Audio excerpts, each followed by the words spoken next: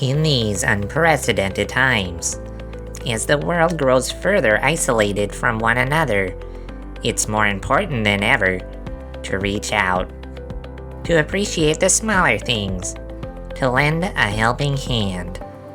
No matter how far apart we are, we can still all be one click, a tap, or a call away. So reach out today and send your loved one a jar of Tony's famous pickled eggs.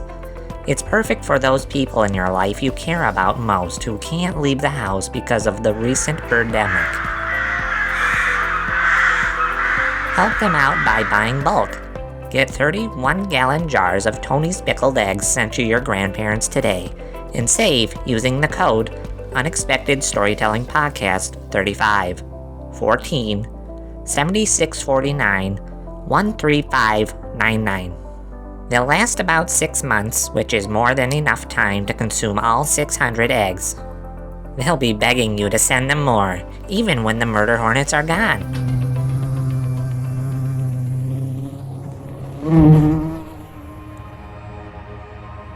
In our world, there is fear of the unexpected. Mysteries and monsters that come from the darkest corners of the night. Come, enter our house at the edge of the unknown, where we've conjured up a tale to unnerve and heighten every sense.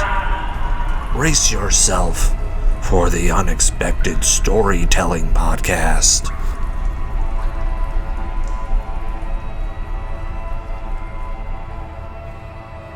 Welcome, brave listeners, to the Unexpected Trailer House. I'm your host, Handsome Jurgens Merplestern. This month, we're opening the lid on a mystery that's only been shared in the secret whispers of local townsfolk. It's the final episode of the Summer of Scares. We've already heated things up to a critical point with our first 2 episodes. Now that the grill is sizzling, it's time to put on the meat. In our latest tale, we join the Furter family over at the Glenwien estate. Frank Furter is about to relinquish his life's work to his son-in-law, but like all our unexpected tales, the transition won't go as smoothly as once hoped. Performing in this tale are Sarah Palm, Erik McKeown, and a new reader to the Unexpected Storytelling Podcast, William Jacob Amadeus Pinnock. Now let's don our detective hats and try to uncover what happened when the clock struck midnight at Glenwien Mansion.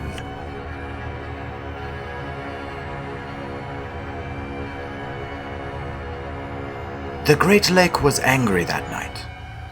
Global hot dog tycoon Frank Furter paced back and forth next to the fireplace in his large mansion on the cliff, worrying over a great many things. He worried whether Norman, the stable boy, got the horses back in before the rain, whether Jerry Prontopop, his greatest rival in the hot dog industry, would take over the #1 spot, and whether his soon-to-be son-in-law, Richie Moneybags, would be able to carry on his legacy after he retired. His wife, Eliza, tried to calm him, offering him more brandy, but Frank couldn't focus. He only kept pacing, thinking about a night much like this one, where his own father died under mysterious circumstances in the very same room of the mansion, only hours after his and Eliza's daughter, Maggie, was born. "Maybe it's just my acid reflux acting up again," Frank said. "I may have had one too many wieners tonight." "Yes, exceptional wieners they were," said Eliza. "Now come and sit down on your chair and rest." There was a clatter from another room. Eliza told Frank to continue relaxing and that she'd find out about the sound. Alone, Frank continued to ponder next to the fireplace. No longer did he worry over trivial matters like the horses or his hot dog empire. No, now Frank was worried about his life. "It feels like someone, or something, is after me." "Huh? Who's there? Show yourself!" I can't see a damned thing. Maybe if I get a little closer to the fireplace here. Whoa! Whoa! Whoa! Ah!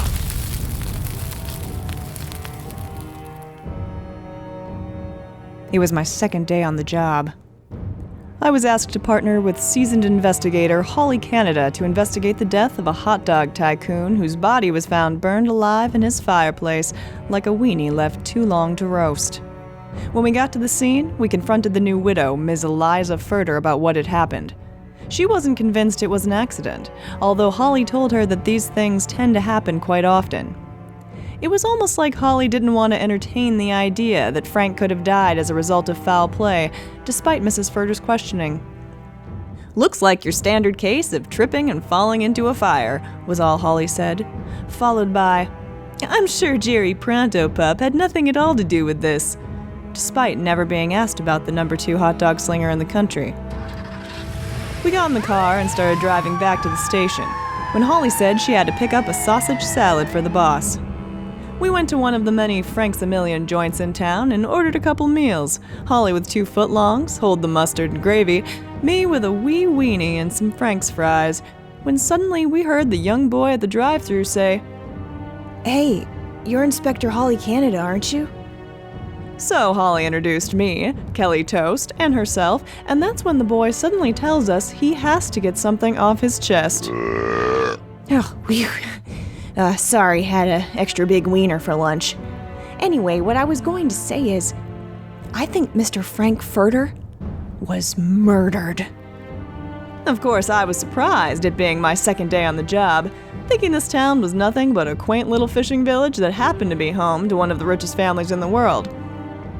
Holly, well, she was a little skeptical of this guy's admission, being lead investigator on the case. So he continues. We had a big company meeting after Mr. Furter died.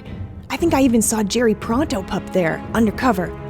Anyway, our new owner, Rich Moneybags, was talking about all these things he was going to do to the company, like automating the tellers, lowering our wages, outsourcing our hot dogs to Holland, and then I think he let something slip.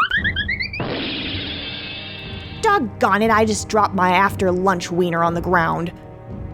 Anyway, he said something like, I've been waiting many years to roast a weenie like Frank Furter, and now that I've taken my rightful spot atop this globally famous hot dog chain restaurant, I'm going to grill anyone who doesn't respect me or my ambitions. I figured this was a pretty damning statement that we'd better check out once we got back to the precinct, but Holly just said, well, okay, maybe I'll take note of that in the case file. But first I gotta get this sausage salad to the chief before it gets cold.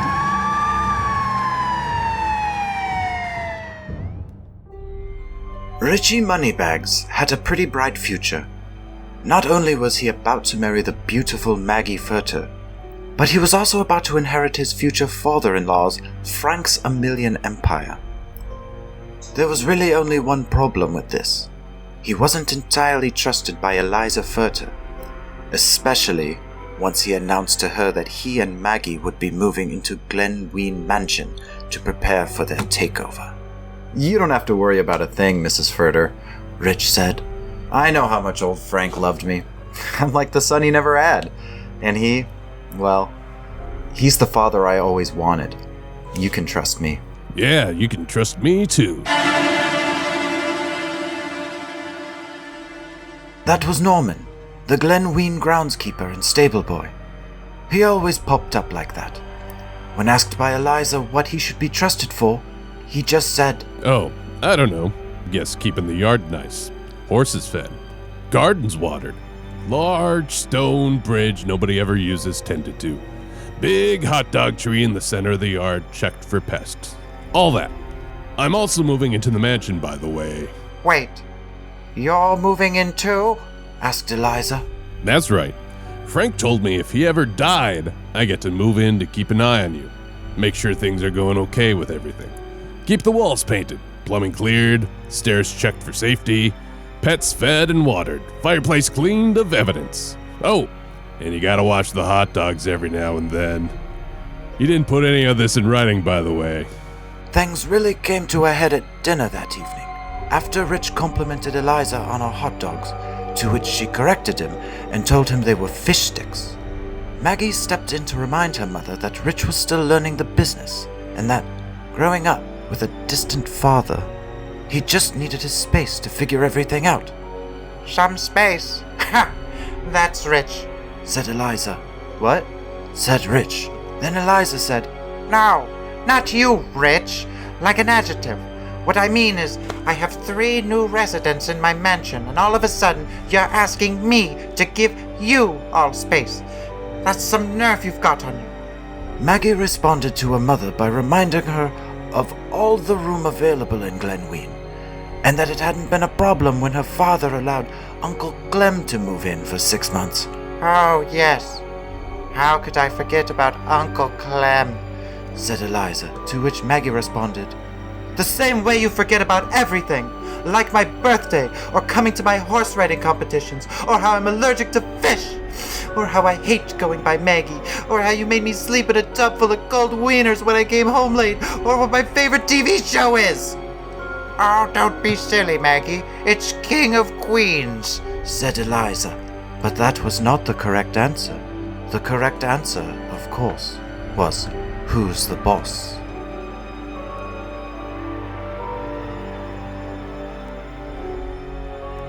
Later that same night, Eliza met with Norman in the same room where Frank had tumbled into the fireplace to die an agonizing, fire-choked death.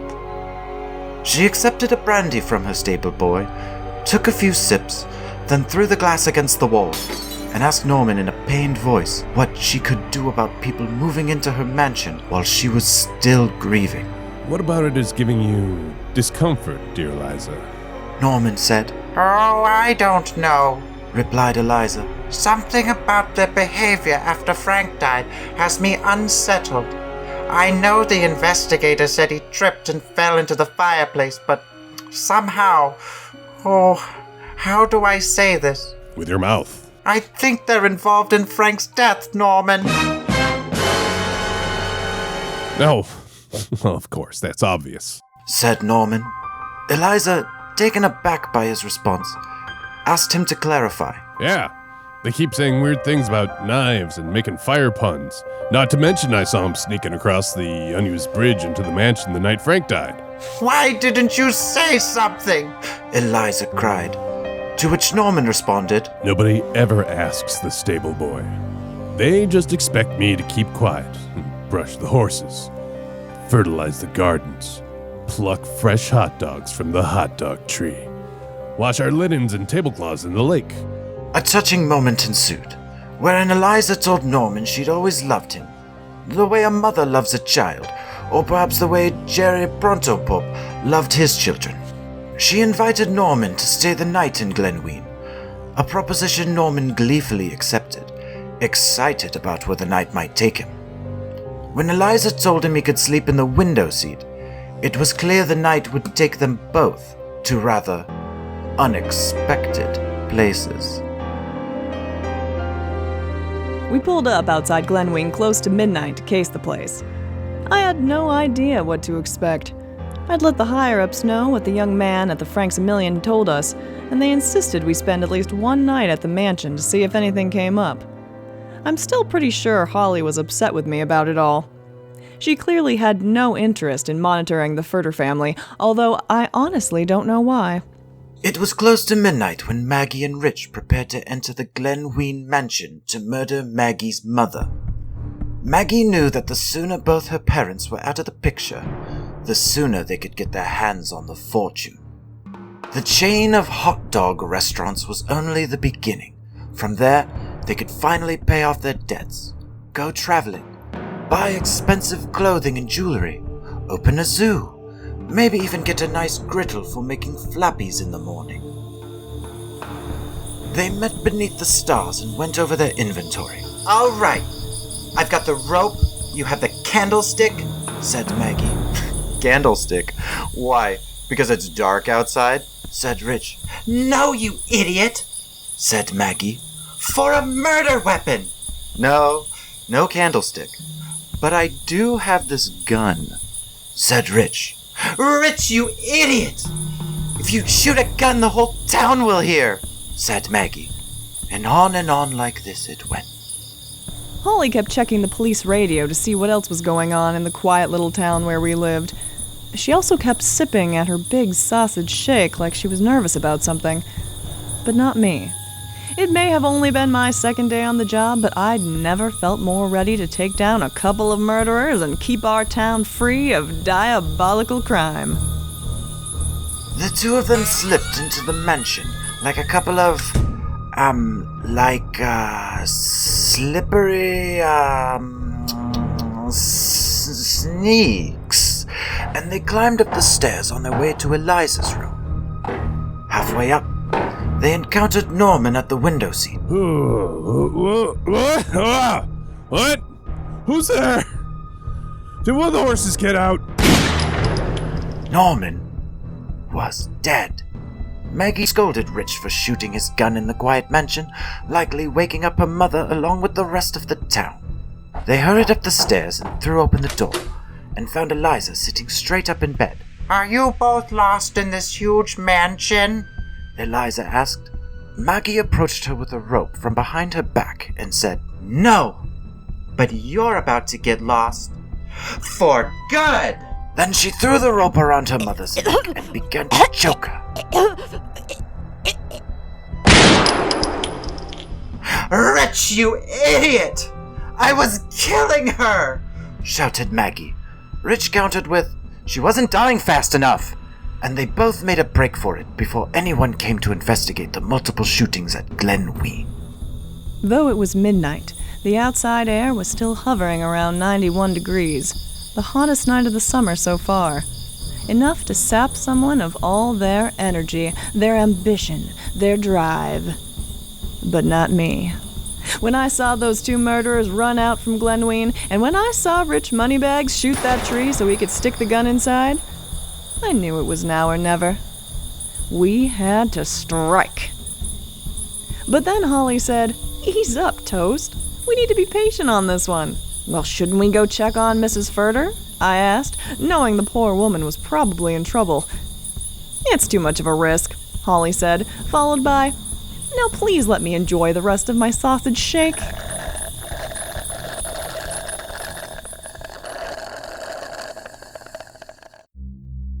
The following day, Rich and Maggie were sitting at a table inside a Frank's Million restaurant, enjoying their after-matricide meal. This wiener tastes better than any wiener I've ever eaten, said Rich. He asked Maggie her thoughts on how much longer it would take the town's corrupt police force to declare her mother's death a murder-suicide by Norman, though before she could answer, they were approached by the young restaurant worker who'd given Holy Canada and Kelly Toast their lead to begin with. Everything tasting frankly fine, asked the young man. You bet, said Rich Moneybags. Do you mind me asking, who cooked these fine dogs? It was me, to be frank. Ever since you laid off 99% of this restaurant, I've been cooking the dogs, selling them at the counter, keeping the fresh ones scrubbed in the bathroom sink. I had to quit my second job at the Dairy Duchess just to keep up, said the young worker. Rich smiled at him and told him he'd done great work, and that he may be in line for a promotion. Wow, really? Said the young man. That's right. If everything goes according to plan, Rich responded. He told the boy to run along then, as he and Maggie had more things to discuss, when along came a rather unexpected guest. Yeah, things to discuss with local law enforcement, I shouted at Rich Moneybags. I had one hand on my holster, the other on my cuffs. Either way, I was gonna take both of those scum into the precinct with me. I just had to wait for my backup. I had to wait for Holly Canada. It's Deputy Kelly Toast, Maggie shouted. She's onto us, Rich! Quick, grab the wieners and run! Not so fast, I said. I told them they'd both left quite a mess at Glenwien.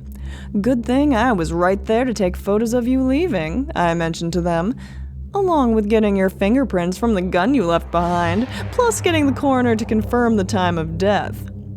They were cooked geese, and I was starving for some goose meat hot dogs, if you catch my drift. If only Holly had shown up on time. She's not coming. Rich Moneybags said, confident in his response. Kelly Toast looked at him confused. He continued, "You'd be surprised what $42,000 and a lifetime supply of wieners can buy these days." He'd had her right where he wanted her, like he was expecting this confrontation to happen one day. Kelly Toast shouted at him that Holly Canada had too much integrity, that she'd take them both in herself, when Rich stood from the table and smiled. "Oh, I don't think so. And you know why? Hold on. I'll answer that. Because, Kelly Toast..." "You're toast," he said. After that, the gun went off. My vision went dark, and it was the last thing I could remember for a long, long time. Damn it, Rich! Stop shooting people! Maggie said to her fiancé. She took him by the arm and carried him out of the restaurant, leaving the last remaining employee of Frank's A Million on South Miller Avenue to the matter of Kelly Toast's body.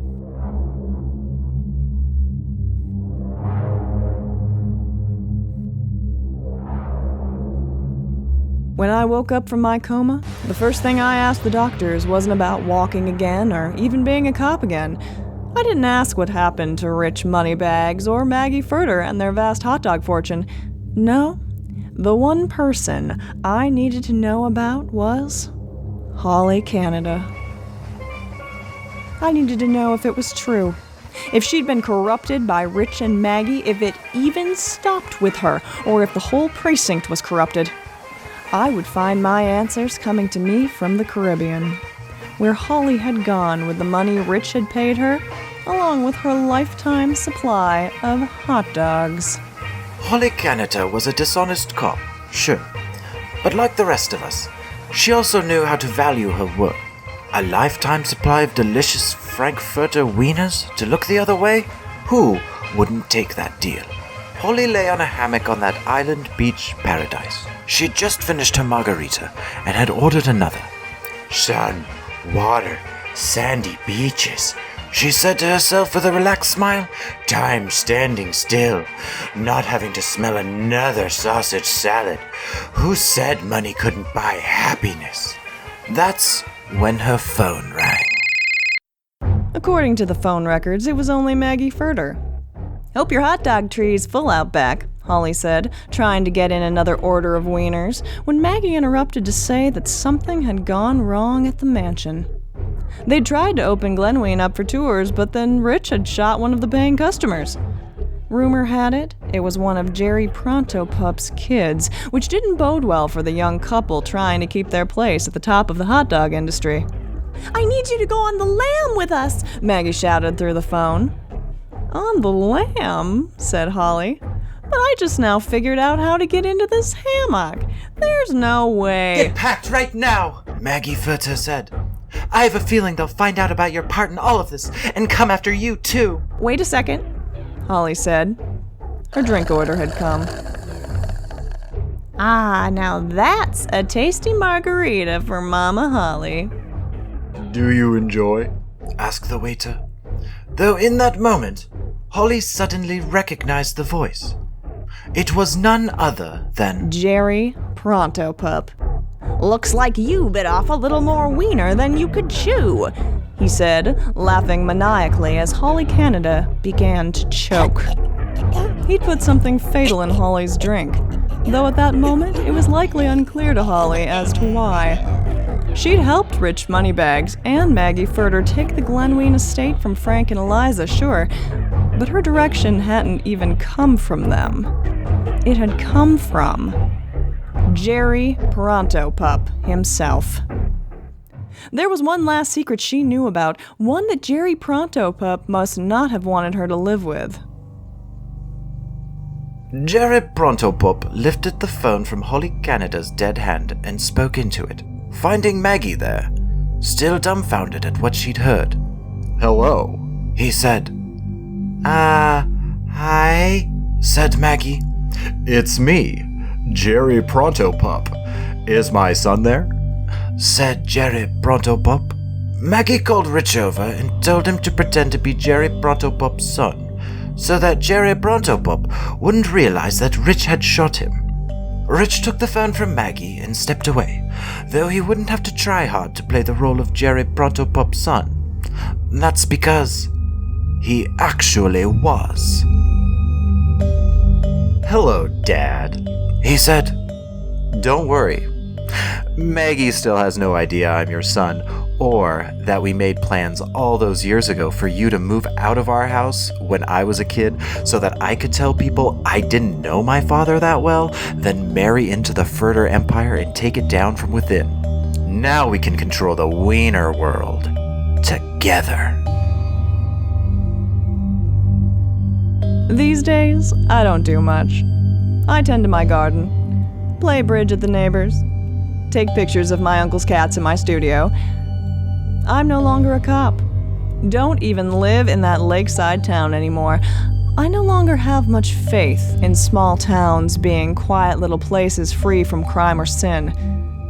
I just try to carry on as best I can, although I'll never forget that fateful day I was shot in the Franks a Million. I know I'll never eat a hot dog again, and I'll never, ever go back to Glenwien.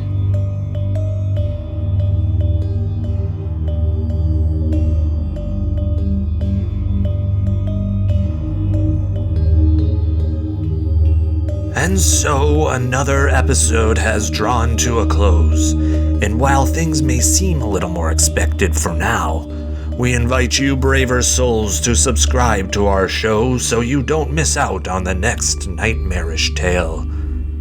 If you would like to follow us for more bone-chilling behavior, you can find us on social media. Look for @UnexpectedShow on Twitter or the Unexpected Storytelling Podcast on Facebook. On behalf of everyone at the Unexpected Storytelling Podcast, we thank you for listening.